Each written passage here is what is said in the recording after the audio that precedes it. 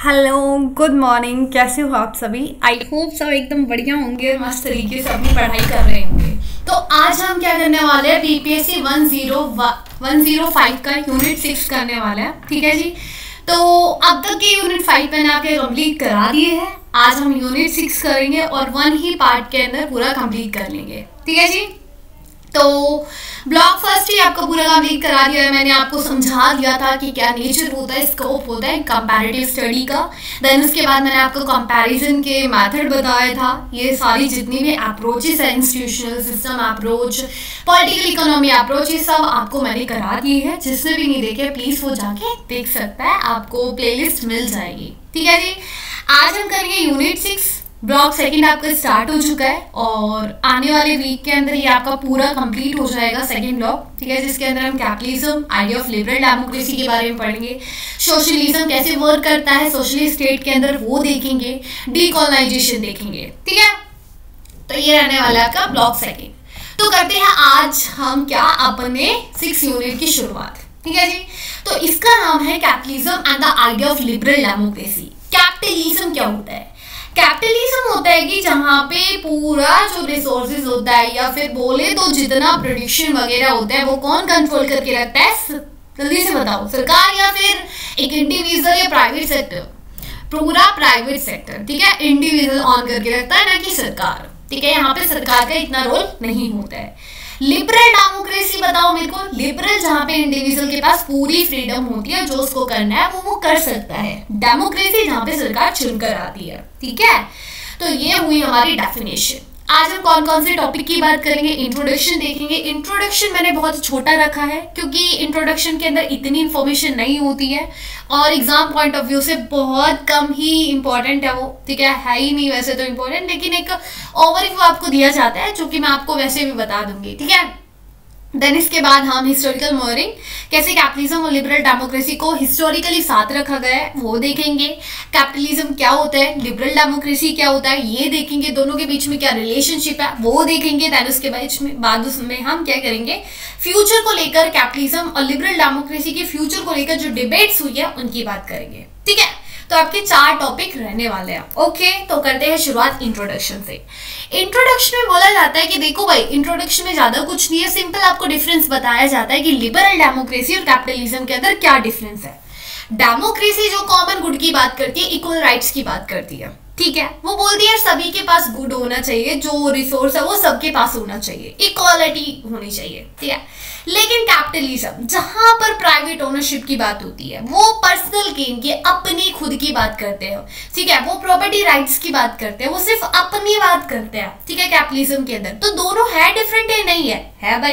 ठीक है, तो हमारी एक ऑथर थी कौन, सुनीता जोशी, जो कि हाईलाइट करती है इस डिफरेंस को। ठीक है, और ऐसे ही हमारे एक वोल्फगैंग मेर्केल थे जो कि आर्ग्यू करते हैं कि डेमोक्रेसी और कैपिटलिज्म दोनों सेम नहीं है। ठीक है, आप इनका नाम याद करना चाहते हो तो याद कर लो, वरना वैसे भी स्किप कर सकते हो। ठीक है, तो आते हैं अपने फर्स्ट किसके ऊपर, टॉपिक के ऊपर। तो हिस्टोरिकल मोरिंग, टिकने का साधन, टिकाने का साधन मतलब कि देखो, जैसे क्या होता है कि शिप होती है समुद्र के किनारे होती है ना, तो उसको टेकने के लिए, उसको बांधने के लिए हम किसी रस्सी के यूज करते हैं, बड़ी सी रस्सा का, या फिर कोई बेल वगैरह होती है उसका यूज करते हैं। ठीक है, कि हमारी शिप कहीं अपने आप चल के कहीं दूसरी कंट्री में ना पहुंच जाए। ठीक है, तो हम क्या करते हैं, उसको बांध के रखते हैं। तो ऐसे हिस्टोरिकली कैसे कैपिटलिज्म को, लिबरल डेमोक्रेसी को बांध के रखा है वो हम देखते हैं। तो पहले हम बात करेंगे कैपिटलिज्म, इसका ओरिजिन कहाँ से हुआ था, कब से हुआ था। ठीक है, जहां पर आप बोलते हो कि प्राइवेटाइजेशन होना चाहिए, वो होना चाहिए, तो इसकी शुरुआत कहां से हुई थी उसकी हम बात करने वाले हैं। ठीक है भाई, कैपिटलिज्म क्या होता है? कैपिटलिज्म जहां पर जो पैसा होता है वो बिजनेस के थ्रू बनाया जाता है। क्या करा जाता है? बिजनेस के थ्रू बनाया जाता है। ठीक है, सिंपल फॉर्म में लॉन्ग टाइम के लिए। ये जो अगर आपकी कैपिटलिज्म की बात करें जहां पे प्राइवेट सेक्टर की बात की जा रही है, कैपिटलिज्म को हिंदी में पूंजीवाद बोलते हैं, ये चीज आपको याद रखनी है। ठीक है जी, तो बोला जाता है कि ये जो कैपिटलिज्म सिस्टम है ये आपका 16वीं सेंचुरी से शेप बनना स्टार्ट हुआ था। ठीक है। लेकिन ये एमर्ज कब होता है? जब इंडस्ट्रीज की शुरुआत हुई थी, जब इंडस्ट्रियल रिवोल्यूशन आया था 18वीं सेंचुरी के अंदर इंग्लैंड में, तो वहां से कैपिटलिज्म एमर्ज हो जाता है, ठीक है।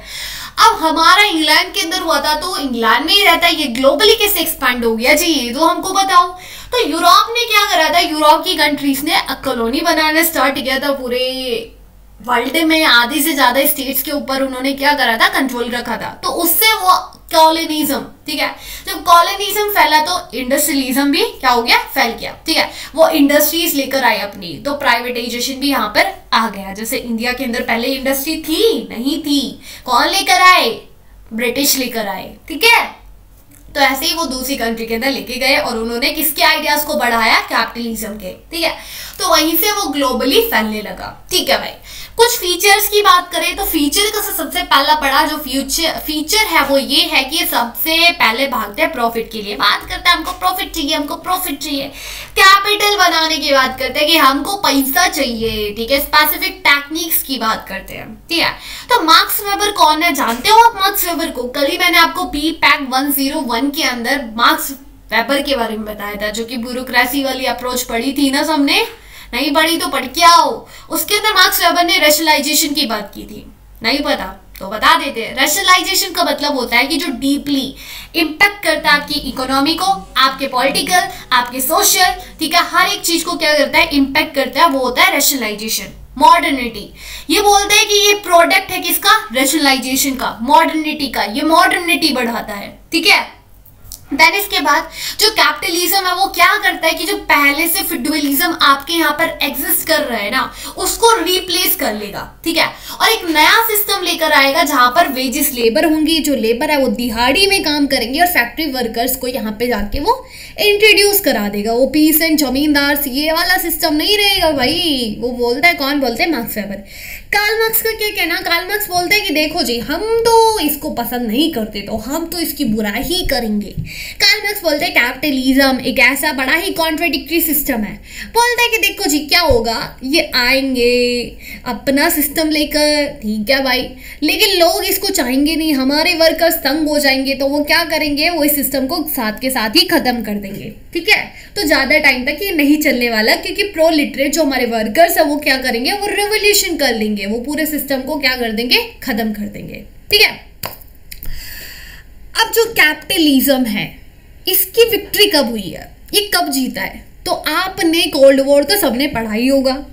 क्लास 12 का फर्स्ट चैप्टर है आपका वर्ल्ड पॉलिटिक्स का, जहां पे आपको बताया जाता है कि हमारे जो यूएसएसआर था वो कोलैप्स हो जाता है, वो हार जाता है, ठीक है। अब विक्ट्री होती है किसकी? लिबरल आइडियाज की। जो कॉम्युनिज्म आइडियाज थे, जो सरकार को लेकर चल रहे थे कि सरकार ही सारा कंट्रोल बनाए रखे, सरकार लोगों के लिए वेलफेयर के लिए काम करे, वो आइडियाज क्या हो जाते हैं? कोलैप्स हो जाते हैं। और लिबरल डेमोक्रेसी, कैपिटलिज्म, ये आइडिया क्या करते हैं? जीत जाते हैं। अब होता क्या है कि देखो ये आइडिया एक्सपैंड हो रहे थे ग्लोबल लेवल पर, जो कैपिटलिज्म था वो एक्सपैंड हो रहा था। 2008 के आते आते फाइनेंशियल क्राइसिस आता है पूरे वर्ल्ड में।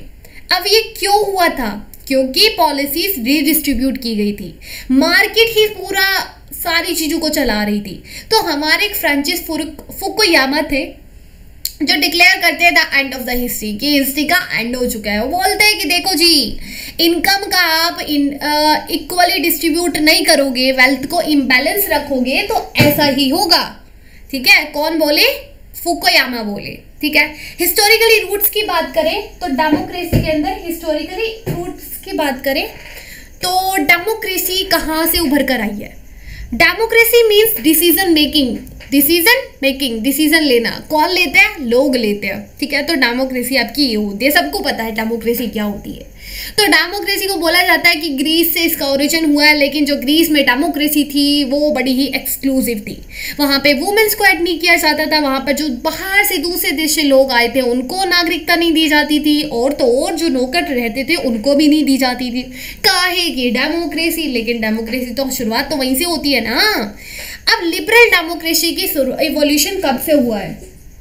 एवोल्यूशन की बात करें तो जो लिबरल डेमोक्रेसी है वो एमर्ज हुई है कब, जब लोगों ने सिविल वॉर किया था, ठीक है, किसके अगेंस्ट, राजा महाराजा के अगेंस्ट, ठीक है। वो क्या चाहते थे, वो चाहते थे कि जो पावर है वो पार्लियामेंट के हाथ में है, हमको नहीं चाहिए महाराजा राजा वाला रूल, हमको चाहिए पार्लियामेंट। लोगों ने क्या करा, सिविल वॉर करा। अब सिविल वॉर करा तो लिबरल डेमोक्रेसी स्टैब्लिश की गई।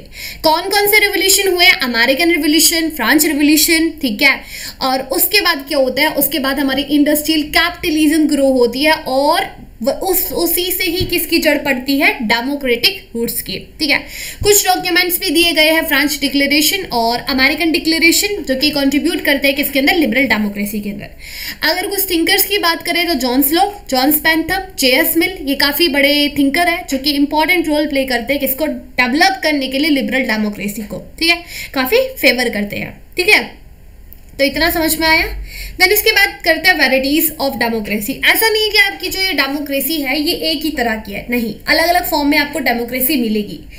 अब हम लिबरल डेमोक्रेसी की बात कर रहे हैं तो पहले लिबरल डेमोक्रेसी को समझ लेते हैं। Liberal means freedom, liberal means freedom, ठीक है, इंडिविजुअल के पास फ्रीडम है, गवर्नमेंट का कंट्रोल कम है, तो ये क्या है, ये डेमोक्रेसी, ये लिबरल डेमोक्रेसी है, ठीक है।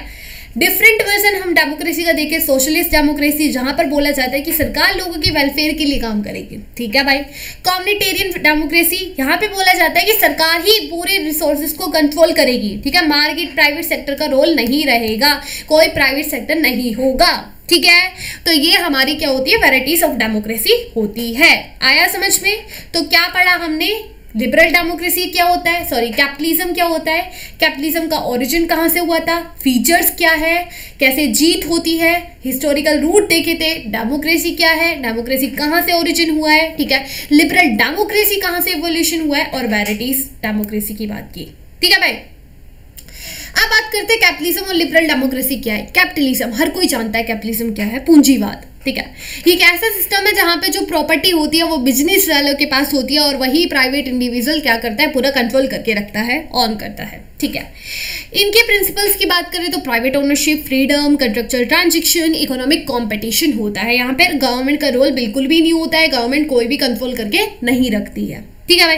तो हमारे कुछ थिंकर रहे जैसे मार्क्स वेबर, बोलते हैं कि भाई कैपिटलिज्म बहुत ही बेकार सिस्टम है, और नहीं, कैपिटलिज्म एक रैशनल और सिस्टमैटिक अर्निंग प्रॉफिट है, ठीक है, कि क्या करते हैं, प्रॉफिट के पीछे भागते हैं, ठीक है, ये नई नई टेक्निक्स के पीछे भागते हैं, ये फ्री मार्केट चाहते हैं, ये प्राइवेट ओनरशिप चाहते हैं। किसने बोला है, मार्क्स वेबर ने बोला है। कार्ल मार्क्स क्रिटिसाइज करेंगे, कार्ल मार्क्स बोलते हैं यार कैपिटलिज्म हाँ बड़ा बेकार सिस्टम है, बोलते हैं ये कोलैप्स हो जाएगा, क्यों हो जाएगा, क्योंकि इस सिस्टम के अंदर ही कॉन्ट्रडिक्शन है। कॉन्ट्रडिक्शन बोले तो अब बोलते हैं कि वर्कर्स नहीं चाहते, उनसे जोरों जबरदस्ती काम कराया जाता है इंडस्ट्रीज के अंदर, उनको तिहाड़ी में काम कराया जाता है, ठीक है, इन्वायरमेंट भी अच्छा नहीं होता, तो बोलते हैं कि बड़ा ही कॉन्ट्रडिक्शन होता है और इसकी वजह से क्या होगा, लोगों का शोषण किया जाता है, क्लास डिवीजन होता है, इनइक्वालिटी होती है, ठीक है, हर कोई इक्वल नहीं होता है। एक इंसान तो ऑफिस में 5 घंटे बैठ के इतना कमा लेता है और एक इंसान जो 12-12 घंटे फैक्ट्री में काम कर रहा है, उसको जब जाके तुम तिहाड़ी से काम करा रहे हो, बोलते बॉडी ही इनइक्वालिटी है। बोलते हैं कि देखो होगा क्या, गवर्नमेंट का तो कंट्रोल है नहीं, ठीक है। अब लोग क्या करेंगे, वर्किंग क्लास करेगी रिवोल्यूशन, कैपिटलिज्म को क्या करेगी, अपने हाथ में ले लेगी और कम्युनिज्म इस्टेब्लिश कर देगी, ठीक है, सरकार वहां पर इस्टेब्लिश कर देगी। किसने बोला, कार्ल मार्क्स ने बोला, ठीक है भाई। अब बात करते हैं लिबरल डेमोक्रेसी। लिबरल डेमोक्रेसी एक ऐसी सरकार है, ठीक है, एक ऐसी फॉर्म ऑफ गवर्नमेंट है जहां पर प्रोडिक्टली मतलब कुछ ही सालों के लिए सरकार चुनकर आती है, कंपटीशन होता है, ऐसा नहीं कि एक ही सरकार आई है, नहीं भाई, फ्री अनफेयर इलेक्शन किए जाते हैं, इंडिविजुअल के पास फ्रीडम होती है, लिमिटेड गवर्नमेंट होती है, ऐसा नहीं कि सब सरकार करेगी, नहीं, सरकार के ऊपर भी कुछ लिमिटेशन होती है, और तो और सरकार जो इंडिविजुअल की राइट्स होती है उनको प्रोटेक्ट करती है, ठीक है। अगर सरकार कल को कुछ भी करती है तो उसके लिए वो जवाबदेही रहती है, ठीक है। तो इसके कुछ थिंकर्स की बात करें तो जियोवानी सरेत्रो वो क्या बोलते हैं कि डेमोक्रेसी हाईलाइट करती है कि हर, ऐसा नहीं है कि आपके यहाँ पे लिबरल डेमोक्रेसी है तो आपके पास बहुत सारी पावर मिल गई, नहीं, किसी के पास भी अनकंडीशनल और अनलिमिटेड पावर नहीं होती है लिबरल डेमोक्रेसी के अंदर, ठीक है, किसी ना किसी तरह की उसके ऊपर लिमिटेशन तो की जाती है, ठीक है। तो कौन बोलती है, हमारी ये जियोवानी बोलती है। देन उसके बाद मॉस्का क्या बोलती है, मॉस्का, प्रेतो, रॉबर्ट माइकल, ये इनका क्या कहना है, ये एलाइड थ्योरिस्ट है, बोलते हैं कि लिबरल डेमोक्रेसी बड़ी बेकार है। बोलते हैं कि देखो बहुत लिबरल बोल रहे हैं ना, ये होता क्या है कि अगर हम प्रैक्टिस में देखें तो कुछ ही लोग पूरा कंट्रोल बना के रखते हैं, कुछ ही लोग सोसाइटी के ऊपर रूल कर रहे होते हैं, मेजॉरिटी का रूल नहीं होता। ठीक है, कौन बोले, एलाइट्स वाले बोले। ठीक है भाई, तो देन इसके बाद आगे चलते हैं, इंटर रिलेशनशिप देखते हैं लिबरल और डेमोक्रेसी के अंदर और कैपिटलिज्म के अंदर क्या है। तो कुछ पॉजिटिव साइड है और कुछ नेगेटिव साइड है। पॉजिटिव साइड जैसे कि कैपिटलिज्म और जो लिबरल डेमोक्रेसी, अगर वो दोनों एक साथ काम करते हैं तो उससे क्या होगा, वेल्थ क्रिएट की जाएगी, इकोनॉमिक ग्रोथ होगी, बहुत बढ़िया जी, बहुत बढ़िया। कंट्री का भी बेनिफिट होगा, बहुत बढ़िया है भाई। लोग स्टार्ट करेंगे बिजनेस, अगर बिजनेस स्टार्ट करेंगे तो लोगों के पास नई नई अपॉर्चुनिटीज आएगी सभी के लिए, बहुत बढ़िया है। देन इसके बाद आपने देख लिया पॉजिटिव साइड, तो नेगेटिव साइड भी है भाई, सारी चीज बढ़िया नहीं है, कुछ खराब भी है। तो खराब क्या है, बोला जाता है कैपिटलिज्म, पूंजीवाद, जिसमें अनइक्वालिटी होती है। कुछ ही लोगों के पास पैसा होता है, सबके पास नहीं होता है। कुछ लोगों के पास रहने के लिए, खाने के लिए, पीने के लिए पैसा नहीं होता है, तो इनइक्वालिटी से भरा हुआ है। और जब इनइक्वालिटी होती है तो वो आपकी डेमोक्रेसी की फेयरनेस को भी इफेक्ट करती है। ठीक है भाई, तो जिनके पास पैसा है वही पॉलिटिकल कंट्रोल बना के रखता है, वही इन्फ्लुएंस करता है किसको, पॉलिटिकल डिसीजन को। तो काहे की डेमोक्रेसी, जब कुछ ही लोगों के पास पावर है, कुछ ही लोग पॉलिटिकली कंट्रोल कर रहे हैं, तो काहे की डेमोक्रेसी, सब बोलता है बेकार, सब नहीं नेगेटिव आइडिया। ठीक है जी। तो थिंकर्स की बात करें, मार्क्स वेबर का भी मैंने बताया, सिस्टमैटिक बताते हैं, प्रॉफिट के लिए अर्न करने होते हैं, प्राइवेट ओनरशिप, ये सारी चीजें बताते हैं, फ्री मार्केट कैपिटलिज्म के अंदर ये सब होता है। कार्ल मार्क्स, इसका भी मैंने अभी बताया, बोलते हैं कैपिटलिज्म बहुत बेकार सिस्टम है, शोषण किया जाता है, क्लास स्ट्रगल होता है, इनइक्वालिटी से भरा हुआ है। जो वर्कर्स है वो क्या करेंगे, वो करेंगे रिवॉल्यूशन। ठीक है, और फिर पूरी पावर अपने हाथ में ले लेंगे और कौन सी गवर्नमेंट बनाएंगे, कम्युनिस्ट। ठीक है भाई।